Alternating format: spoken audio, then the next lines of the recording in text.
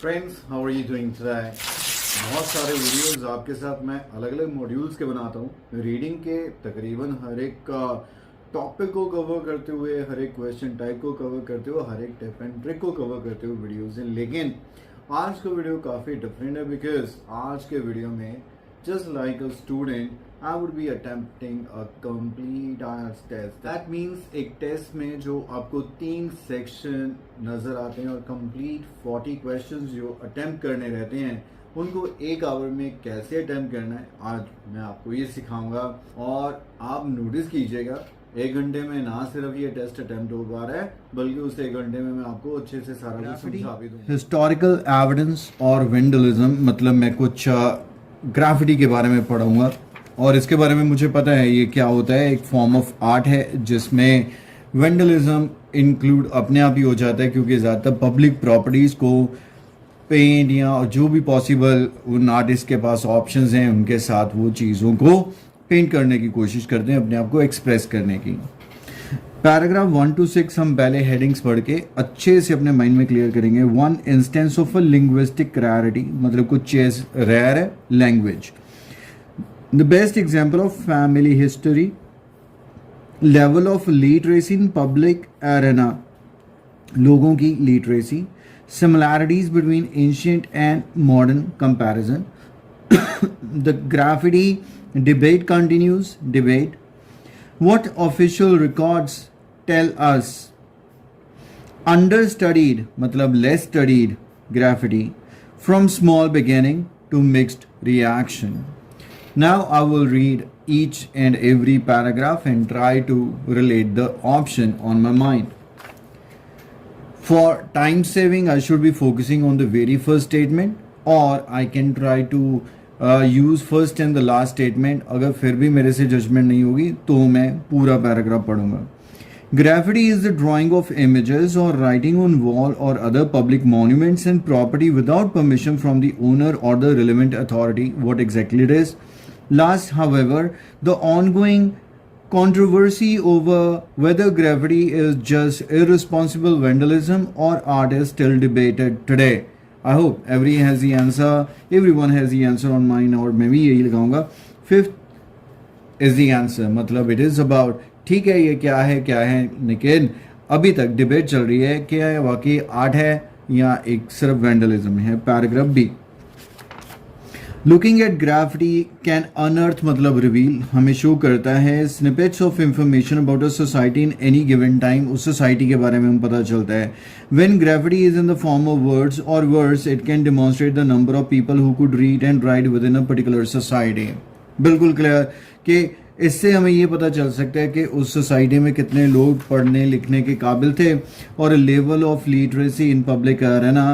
So third has to be the correct answer. Paragraph C. In some cases, the presence of gravity gives us the only example of a particular language that exists in the modern world. मतलब कहीं काफ़ी हद तक हमें ये पता चलता है कि ग्राफिटी क्या है, presence of only one example है लैंग्वेज की जो आज तक एग्जिस्ट करती है। और लैंग्वेज के पॉइंट ऑफ व्यू से एक और ऑप्शन था हमारा, 1 instance example linguistic language rarity, मतलब वेरी अनकॉमन, उसने कहा है 1, तो क्यों टाइम वेस्ट करें। First is the answer. D paragraph, like the Romans Mayans cries their graffiti on to the surface of wall leaving it almost impossible to erase. ऐसे बनाई उन्होंने। The graffiti of the ancient Mayan has not been studied extensively but a closer analysis of it may help us. बिल्कुल clear once again कि ये मैं क्यों कर पा रहा हूँ, क्योंकि मैं ये मान के चलता हूँ हर एक पैराग्राफ अपने आप में कंप्लीट पैराग्राफ है।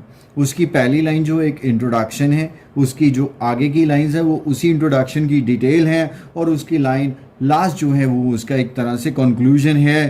सो of course it is very much clear कि इस पैराग्राफ में हम सिर्फ यही पढ़ेंगे, आगे शायद कुछ एग्जाम्पल होगी, those examples that have been studied. तो मतलब ये जो हैं कम स्टडी किया गया है इनको, मायंस को, और अगर हम और अच्छे से पढ़ें तो और काफ़ी कुछ पता चलेगा। हमारे पास थी under studied. 7th is the correct answer.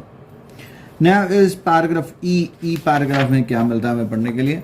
These ancient examples of graffiti are snapshots of the wealth of graffiti to be found across the globe. मतलब ये wealth है, हमारा सरमाया है कि हमारे पास across the globe क्या है. These very public display of communication are a key part of understanding some of the history of society which may not have been recorded officially. आपको याद है officially recorded कुछ आया था?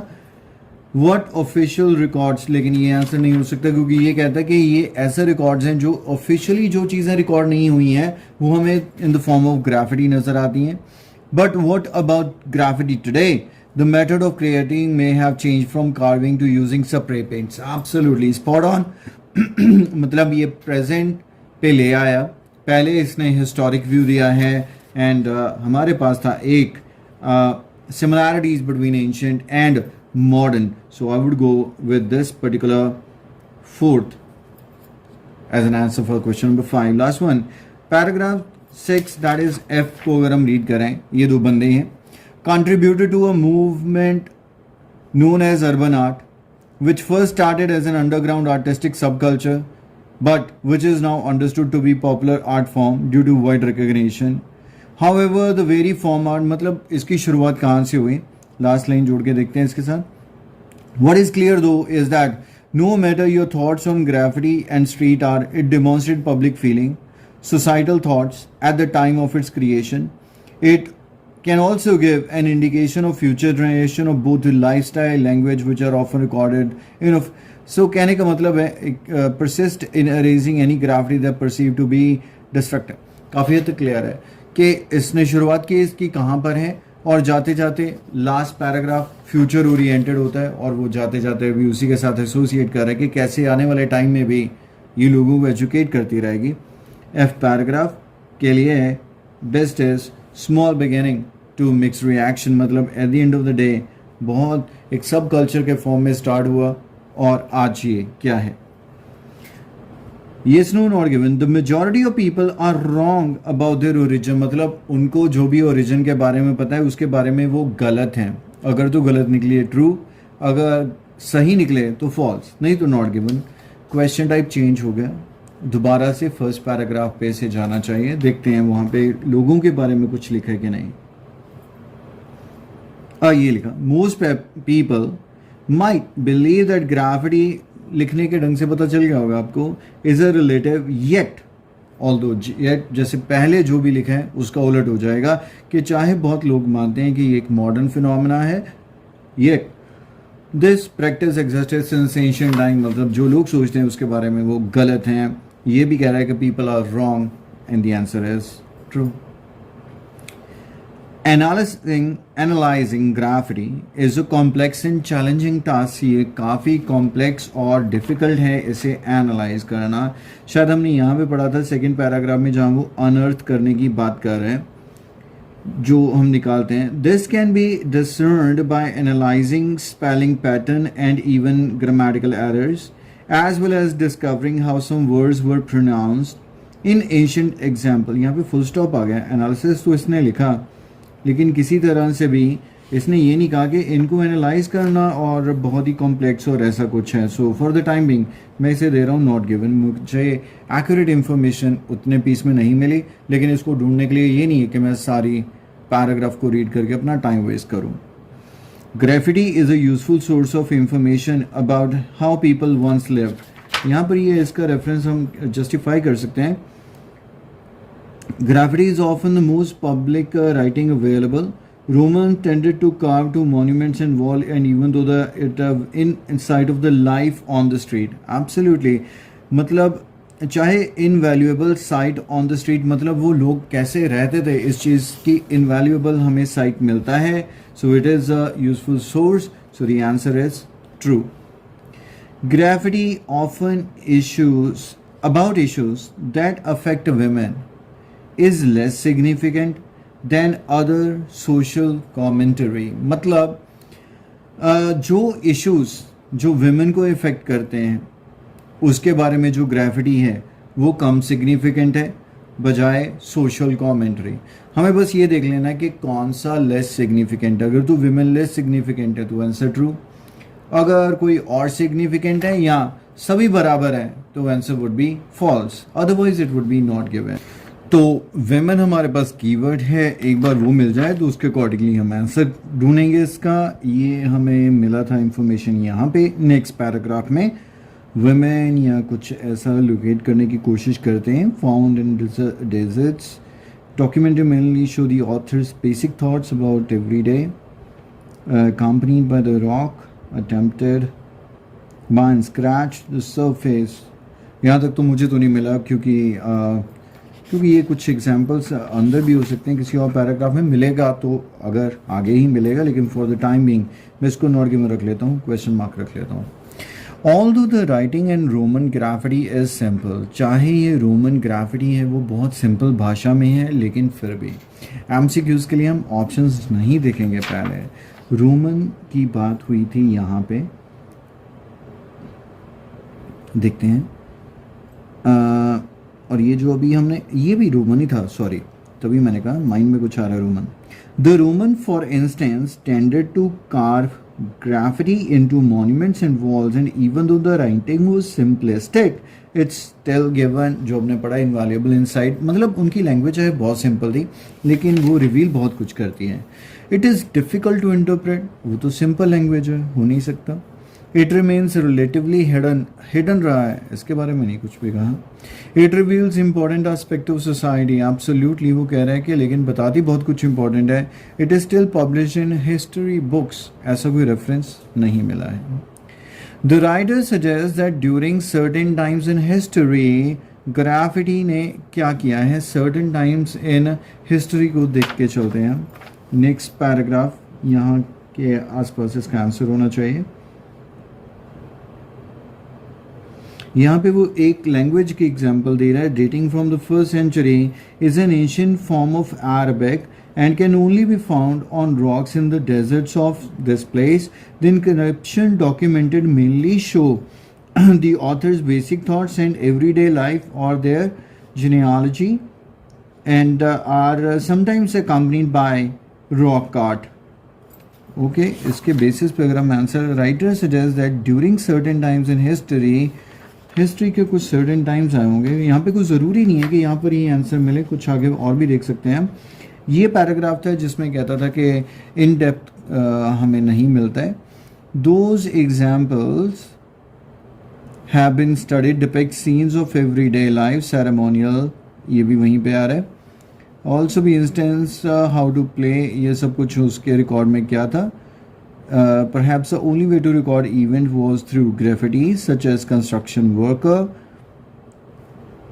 पिविटल मोमेंट, यहाँ पर कुछ आ गया, इम्पॉर्टेंट, सिग्निफिकेंट, और यहाँ पर एवरीडे लाइफ तो था, लेकिन ऐसा ये स्ट्रॉन्ग कीवर्ड हो सकता है कि during certain times in history, particular time, popular important time के लिए यहाँ पर ये आ गया पिविटल मोमेंट्स इन हिस्ट्री। तो वहाँ पे क्या हुआ, only way to record events was through graffiti, और इसने क्या कहा है, was the sole method. Very nice, sole मतलब important, alone, only.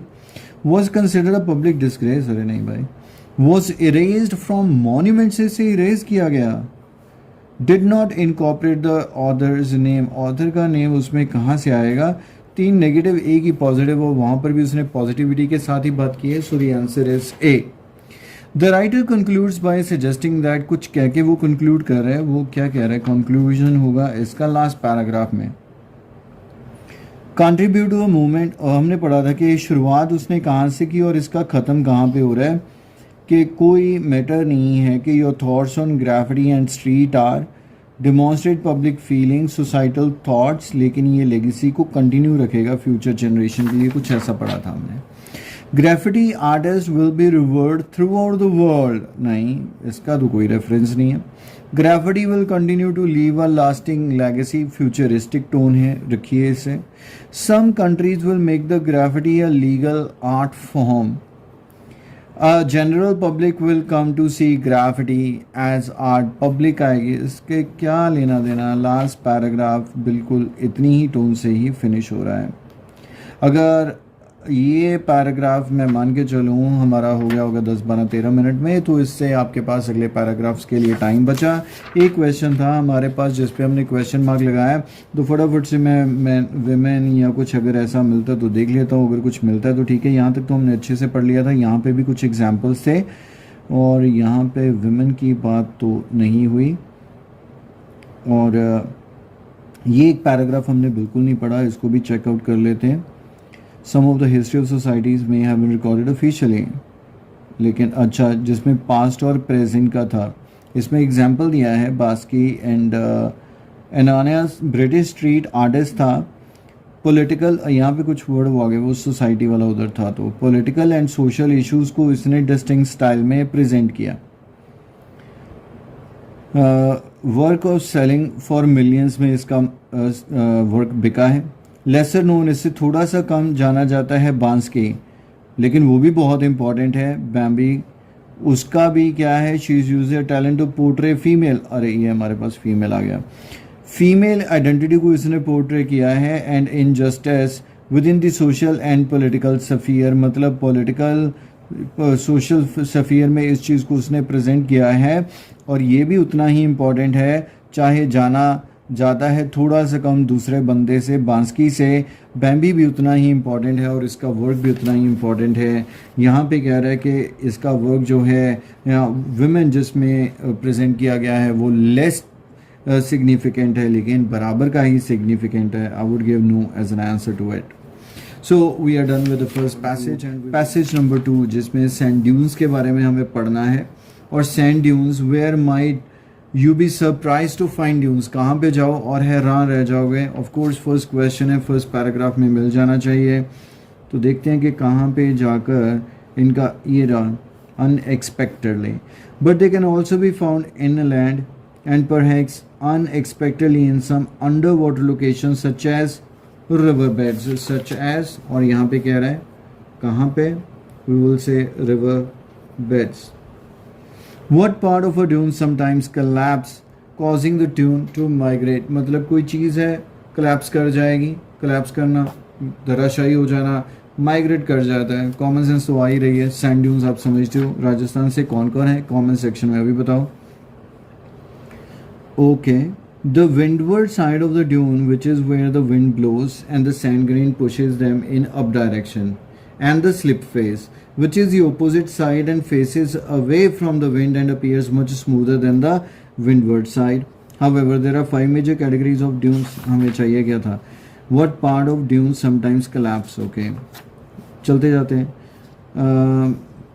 The most common this one, नहीं ये तो उसकी टाइप में चला गया, इसने टाइम एनर्जी वेस्ट कर दी, ये नहीं हो सकता कि नॉट गिवन है। The dunes in the Sahara too are example of star dunes, they have pointed peaks and at least 3 slip faces because the wind attacked the dune from many different direction. The shape is a no slip face formed by, ये कहाँ पे आ गया, हमें answer कहाँ पे मिलेगा, छोड़िए इसको। या तो नेक्स्ट क्वेश्चन देख लेते हैं या मूवमेंट के रिलेटेड कुछ information. What is the given name to the side of the dune where air force the sun upward, ये तो हमने अभी पढ़ा है। एयर अपवर्ड जहाँ से जाएगी वो कौन सी होगी, what name given to the side of the dune air forces the sand upward, जो विंड की तरफ होगी उसके लिए इसने शायद विंडवर्ड क्या था, कहाँ पे गया अभी, pushes them in the upward direction and slip phase which is the opposite. So हमें क्या चाहिए, the windward side of the dune, so this would be windward। इस पर भी क्वेश्चन मार्क रखते हैं कि हमें माइग्रेट मूवमेंट के साथ कुछ ढूंढ। No more than 2 words and और a number. Arrows indicate dash direction, मतलब एरोज मतलब ये एरो, इधर से एरो, इधर से एरो, ध्यान से देखिए, देखिए ये जो है इस तरफ से दिखाया जैसे विंड वर्ड डायरेक्शन है ना, विंड की डायरेक्शन ये वाली है। तो इसको देखते हैं यहाँ पे, तो इसको इस तरह से बनाया है, ये शेप अगर आप देखें तो जिधर से हवा चलती है और इस तरह से ऐसे और ऐसे करके दिखाए गए हैं, इसलिए उन्होंने काफ़ी सारे 3 तरफ से एरो दिया है, because I bet we have to look for a direction only. North east तो बन नहीं सकती क्योंकि सारी डायरेक्शंस में आ रहा है वो। यही पैराग्राफ है जिसमें टाइप ऑफ है which is opposite side and faces away from the wind and appear much smoother. The windward side of the dune, which is where the wind blows, the sand grains and push them in upward direction, and the slipway, which is opposite side and faces away from the wind and appear much smoother. कहने का मतलब ये जो हवा वाली side है और ये जो है दूसरा स्लिप फेस है, तो arrows indicate which direction, of course wind direction, wind and उसके बाद इसने पूछा है parabolic dune. Parabolic dune also called dash, parabolic शायद यहाँ पे वर्ड आया था, ये रहा। Similarly to crescent dunes are parabolic dunes which have a similar U shape. In this type of formation, alternatively known as a blowout, the center of the dune has been hollowed out by the wind. Blowout known as a, called a, क्या होता है blowout, ज़्यादा दिमाग लगाने की ज़रूरत नहीं है। Dash is blown out by wind, कोई चीज़ उड़ा के ले जाती है। ये है dash dune, has a minimum of dash, okay type of dune होगा, बाद में देखेंगे इसे।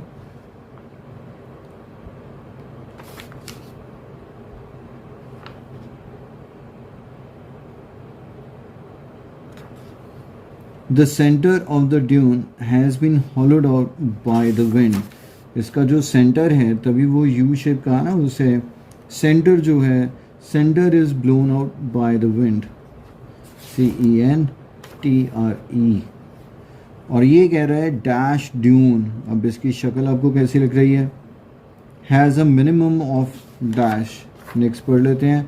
The dunes in Sahara too are example of star dunes, these have pointed peaks and at least 3 slip faces because the wind attacked the dune from many different directions, जिसकी वजह से एक तीखी शेप बन जाती है और इन्हें स्टार ड्यून्स बोल देते हैं।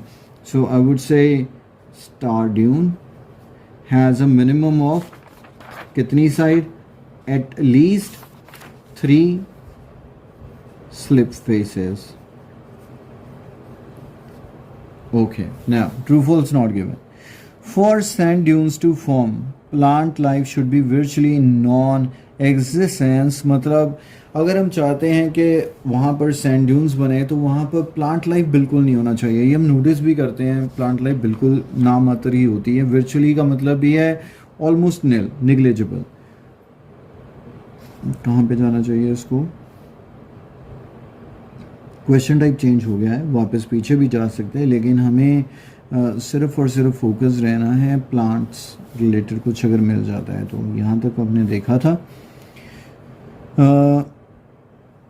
वेजिटेशन, ये मिल गया और क्लियर लिखा हुआ है stabilise the land should be, there should be little or no vegetation. और यहाँ पे भी क्या कह रहा है कि वर्चुअली नॉन एग्जिस्टेंस हो, दोनों बातें मैच करती हैं, answer is true. The process known as saltation happens more frequently in coastal area than inland। मतलब saltation शायद salination के साथ ना एसोसिएट किया हो, लेकिन ये पूछ रहा है वहाँ पे ज़्यादा, यहाँ पे कम। कंपैरिजन है 99% नॉट गिवन होता है। saltation पहले हम ढूंढ लें जिसके बेसिस पर हम ये अपना आंसर फाइनलाइज करेंगे। इस पैराग्राफ में फर्दर इंफॉर्मेशन में कहीं नहीं है, फर्दर कोस्टल या salination या saltation जो भी कह रहे हैं। ये रहा। The most common way for sand grains to move is by wind bouncing them along the surface until they are settled next to object, that is called saltation and occurs in dune formation. Force into each other force movement, अरे कुछ नहीं है, कुछ coastal वगैरह का लेना देना नहीं है। आंसर इज नॉट गिवन, लेकिन मेरे ब्रेन ने क्लिक किया कि क्वेश्चन मार्क लगाया था, शायद आंसर आ जाए। What part of a dune sometimes collapse causing the dune to migrate, क्योंकि यहाँ पे मूवमेंट की बात आ गई है। पढ़ लेते हैं। The winds can move the sand in 3 ways. The most common way for sand grains to be moved is by wind bouncing them along the surface until they settle next to an object. इसको ये बोलते हैं. If the grains, that is called saltation, and occur 95%. If the grains of sand collide into each other and force movement, this is known as creeping and occur in 4%. The least common method of sand grains to move is called suspension, and this is where the grains are blown high up in the air and fall down to settle to account for remaining 1% of the occurrence. So एक ही चीज़ बार बार इसने word use किया है, that is grain. Grain दाना, sand का जो each and every bit जो दाना है. During the sand grains keep moving until they are halted by an obstacle. तो और भी क्लियर हो गया कि जो सैंड के ग्रेन्स होते हैं, जब फॉर्मेशन हो रही है तो वो कीप ऑन मूविंग जब तक कोई चीज़ उन्हें रोक ना दे.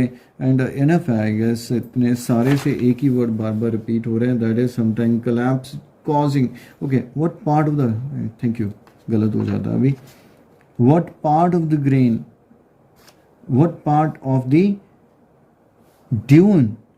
The heavier grains settle the object, whereas the lighter fall on the other side. As the dune grows, lighter grains are blown upward the windward side, eventually reaching the top or the crest of the dune. These then fall the slipway. Occasionally the crest crumbles under pressure, and this is how it is considered that dunes move.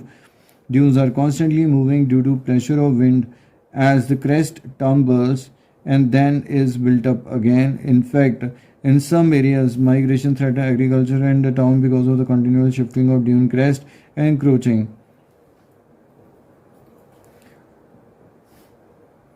So occasionally the crest crumbles under pressure, and this is how it is considered that dunes move. तो कौन सी चीज़ crest crumble कर जाती है उसकी, जिसकी वजह से ऐसे फील होता है कि जो ड्यून्स हैं वो मूव करते हैं. What part of dune sometime collapse causing the dune to migrate, and it would be crest.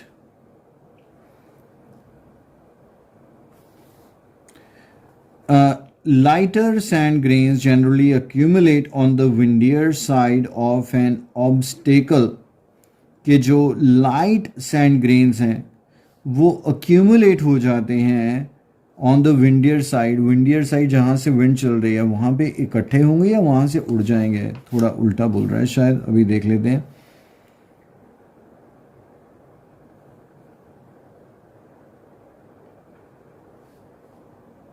विंडियर side के रिलेटेड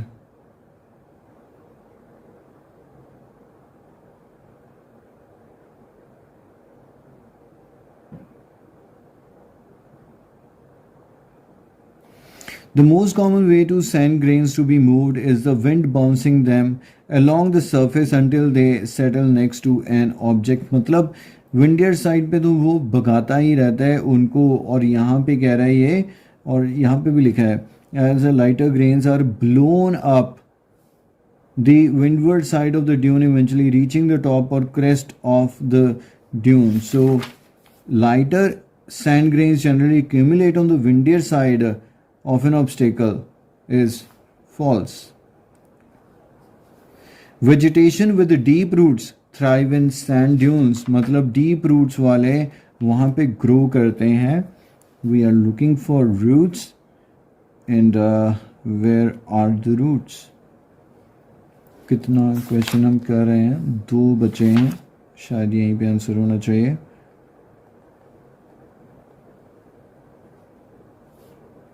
रेयर स्पीशीज, ये रहा लिखा directly.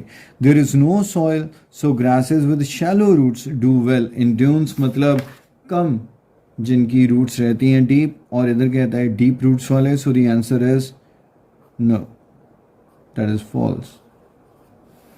Climbing over sand dunes can cause damage to them. Obviously आपका दिमाग क्या कह रहा है कि अगर उस पर आपका पैर पड़ जाए ड्यून के ऊपर, वो डैमेज होगा या नहीं होगा. Last question, last paragraph,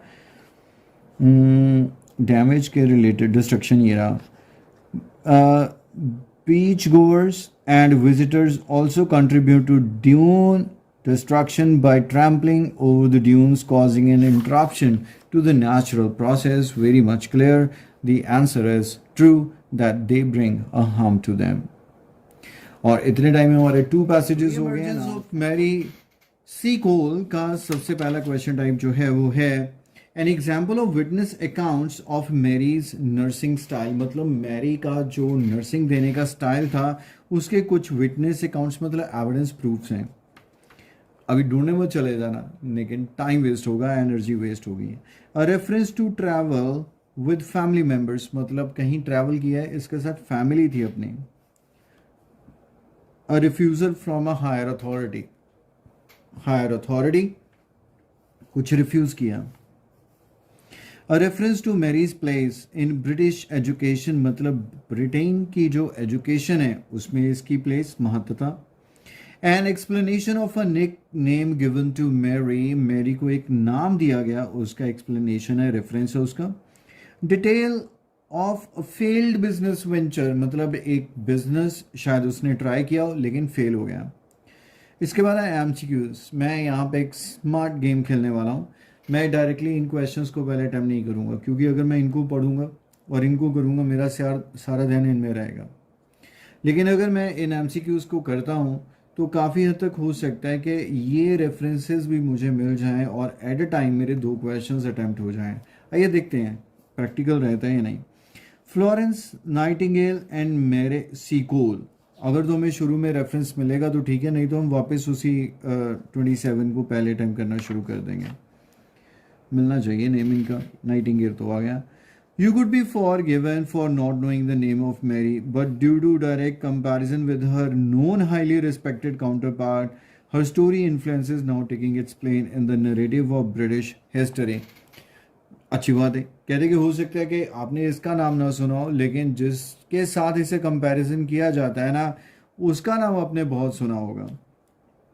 Was a Jamaican-born British nurse who was no formal qualification, gave healing and sustenance to wounded soldiers near the battle. He Crimean war में उसने wounded soldiers का बिना किसी नॉलेज के ट्रीटमेंट किया. Her story was largely forgotten by a century, but recently she was voted the most influential Black Britain and is now commemorated with a statue which stands outside St. Thomas Hospital in London. क्या इसके साथ आप किसी और की reference जोड़ सकते हैं या नहीं जोड़ सकते हैं? Worked together in a hospital, क्या किसी में बात ऐसी आई कि दोनों ने एक हॉस्पिटल में काम किया? नहीं. Are often compare to each other, बिल्कुल उसने कहा कि इनका कंपैरिजन किया जाता है. Were born in the same place, अरे ये कुछ जॉर्डन के बारे में लिखा था, वो जमाइकन बॉर्न ब्रिटिश नर्स, तो इसका तो कोई लेना देना नहीं है. Have largely been ignored by history, ने इसे इग्नोर किया है, नहीं वो कह रहे हैं इसे काफ़ी एक्सेप्टेंस मिल रही है, लेकिन आपस में इनको कंपेयर ज़रूर किया जाता है. So B has to be the correct answer. लेकिन ये क्वेश्चन करके मुझे इसके रिलेटेड कोई भी रेफरेंस नहीं मिला कि एकदम से मेरा ब्रेन कहे कि कुछ ट्रिगर हुआ है, मतलब कोई ऑप्शन मैच करती है. For that reason I am not wasting much time, मैं मूव ऑन कर रहा हूँ क्वेश्चन नंबर 34 पे. What was Mary likely to have been respected as a child, मतलब बचपन से ही उसे बहुत रिस्पेक्ट दिया गया, क्या वजह रही होगी? चाइल्ड ऑफ कोर्स, जो मशहूर लोग होते हैं उनकी जब कहानी स्टार्ट होती है उसके बाद बचपन आ जाता है. देखते हैं चाइल्डहुड के रिलेटेड कुछ आएगा नहीं. Brought up.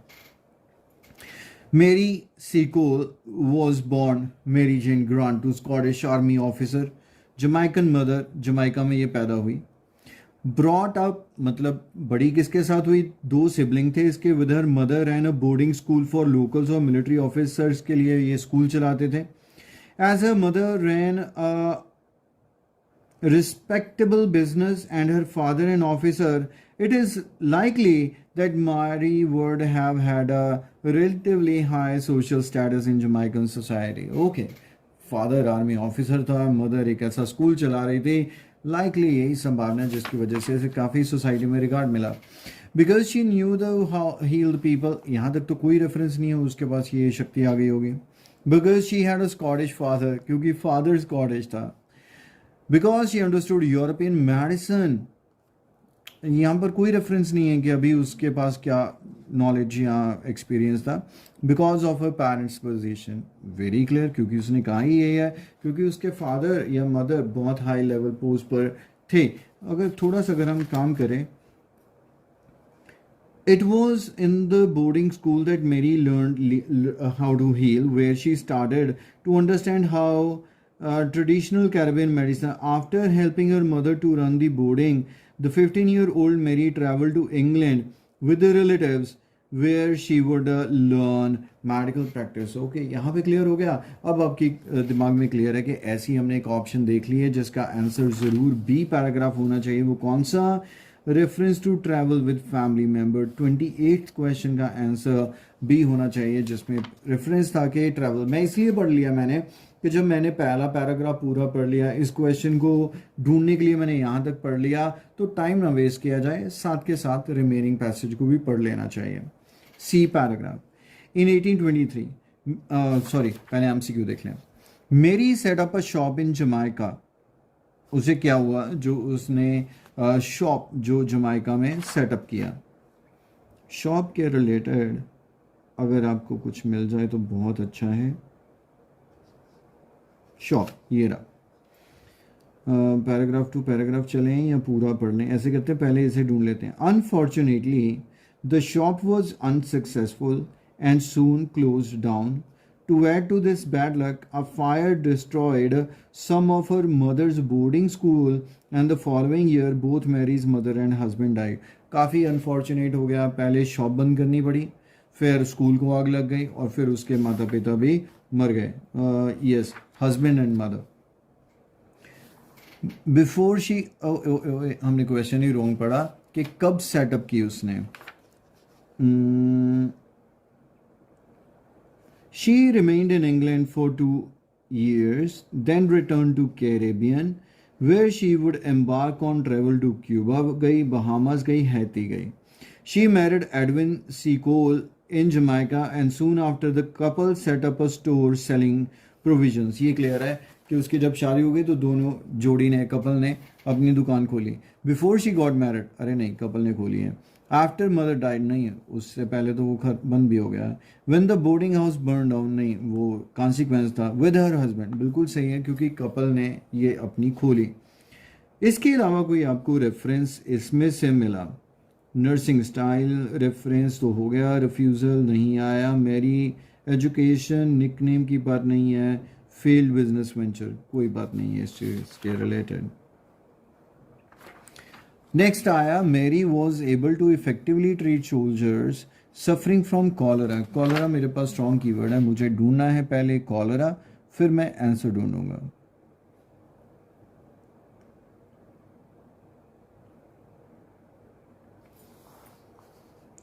ये रहा cholera.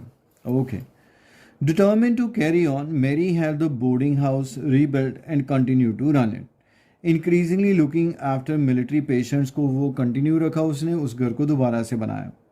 जमाइकन suffered a terrible cholera outbreak, जिसमें 32,000 जमाइकन सकम टू डिजीज़, मतलब इस डिजीज़ के विक्टिम हो गए वो. Mary contracted the disease but manage to cure herself out of it, मतलब वो खुद भी कॉलरा की शिकार हुई. शायद हैज़ा फैलना होता था, और हैज़ा उसको भी हुआ, लेकिन वो उससे उभर के बाहर आ गई. Her cure involved the use of mustard, both as an ingredient in plaster and taken orally to induce vomiting. उसने मस्टर्ड का इस्तेमाल किया. कैसे कैसे किया आप देख लेना, ताकि कॉलरा हमें ना हो. In addition to this, she used a mineral called calomel as well as warm clothes to help beat the disease. She continued using the cholera cures during to visit to her half brother in Panama, which experienced an outbreak soon after she arrived. और यहाँ पे भी आप कहोगे sir travel की बात है, लेकिन वो खुद ट्रैवल करके गई. यहाँ पे था उसने किसी के साथ ट्रैवल किया. तो एक तो यहाँ पे आ गया हमारे पास पहला option, because of work during the Jamaican, जिस तरीके से उसने काम किया पता नहीं. थैंक्स टू अवर अंडरस्टैंडिंग, नहीं, अंडरस्टैंडिंग की कोई बात नहीं है. As a result of having had the disease herself, क्या बात है, यही चाहिए था हमें, क्योंकि उसने यहाँ पर रेफरेंस दिया था ना, manage to cure herself out of it, मतलब खुद वो बच गई थी उस बीमारी से. Due to new medicine becoming available, बिल्कुल नहीं, C is the correct. 34, before she went to England in 1853, Mary ने क्या किया. Detail of a failed business venture भी हमें मिल गया, हमने ध्यान नहीं दिया. C is the answer to this one. Example Mary nursing style, patience. देखते हैं, अभी 2-3 पैराग्राफ पढ़े हैं हमारे पास। बिफोर शी वेंट क्या हुआ, 1853 की रेफरेंस कहाँ पर है, ये रही। After Mary had set up a restaurant in Panama and assisted Jamaican authorities with other epidemics, she traveled to England once again in 1853 because she had heard about the Crimean War and wanted to offer nursing. So once she applied the war offices. Very clear कि इससे पहले कि वो 1853 में दोबारा से England चले जाती क्योंकि क्राइमिया में वॉर की वजह से वहाँ पर फिर से ज़रूरत थी, उसने क्या किया, setup a restaurant and assisted Jamaican authorities with other epidemics, और वहाँ के अथॉरिटीज़ के और भी बीमारियों, ये कोरोना में आपने ज़रूर सीख लिया होगा वर्ड एपिडेमिक, पैंडमिक, उसमें apply to serve as a nurse in the war, नहीं प्रायर पूछा है उसने। रिसीव्ड फॉर्मल नर्सिंग ट्रेनिंग ली उसने। Helped officials treat other illnesses, काफ़ी हद तक उसने कहा है कि क्लियरली एपिडेमिक में उसने हेल्प की।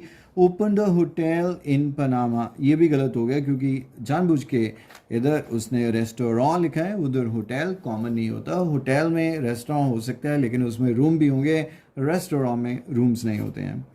तो फर्दर रीड कर लेते हैं ताकि इसमें कुछ और भी मिल जाए। Thousands of soldiers were suffering from cholera, and with her personal experience of having suffered the disease, Mary believed she could be of use. उसे पता था कि मैं इनके काम आऊंगी। The war officer refused her application, but undaunted Mary traveled to Crimea region independently. बिल्कुल एक और मिल की रेफरेंस, मुझे वहाँ के ऑफिसर ने इसे मना कर दिया, लेकिन ये अनडॉन्टेड मतलब इसको किसी चीज़ का डर नहीं था, ये फिर भी वहाँ पे पहुँच गई। और यहाँ पर एक 29th में हमें रेफरेंस मिला था रिफ्यूज़ल वाला। सो अथॉरिटी हायर अथॉरिटी थी, मतलब ऑफिशियल ने उसे मना कर दिया।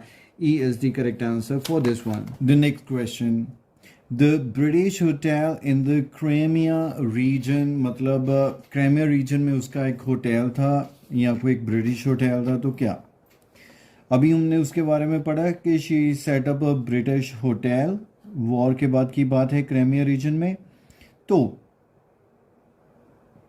तो यहाँ पे अब उसकी एप्लीकेशन रिफ्यूज़ हुई और क्रेमिया रीजन लिखा गया और साथ के साथ ही ब्रिटिश होटल भी आ गया।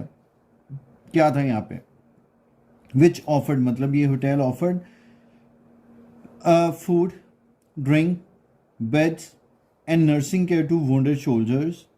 मेरी source the location of the hotel, somehow उसने मतलब होटल के लिए लोकेशन ले ली, and asked locals to help find any discarded building material they could reuse, और लोगों को हेल्प करने के कहा कि किसी भी तरह का वेस्ट या डिस्कार्डेड मटेरियल अगर आपको मिलता है, पुराना टीवी, रेफ्रिजरेटर, जो भी चीज़ मिल जाए ताकि वो हेल्प, मंजा मिल जाए, बिस्तरा मिल जाए, चेयर मिल जाए, कुछ भी मिल जाए, राइट, एंड जिसे रीयूज़ किया जा सके। दी होटल, बार बार होटल का रेफरेंस आ रहा है तो पढ़ लेना चाहिए। Was finished at a cost of only 800 pound में ये पूरा बन के तैयार हो गया। Due to her kindly nature and caring attitude she was often refer to as Mother Seacole while she attended to the wounded, मतलब जब वो जख्मियों का इलाज करती थी तो वो अक्सर उसे मदर सोलेस भी बोलते थे। So this is the reference. Applied, ये हो गया था हमारा। Provided beds for local people, सिर्फ बेड्स हो नहीं, और भी कुछ था वहाँ पे, फूड भी मिलता था, बाकी सब भी था। Was build from brand new material, बिल्कुल नवी नहीं क्योंकि उसने कहा कि वेस्ट मटेरियल ला के दीजिए। Was build by Mary alone, सिर्फ उसने बनाया नहीं, लोगों ने भी उसको सपोर्ट किया।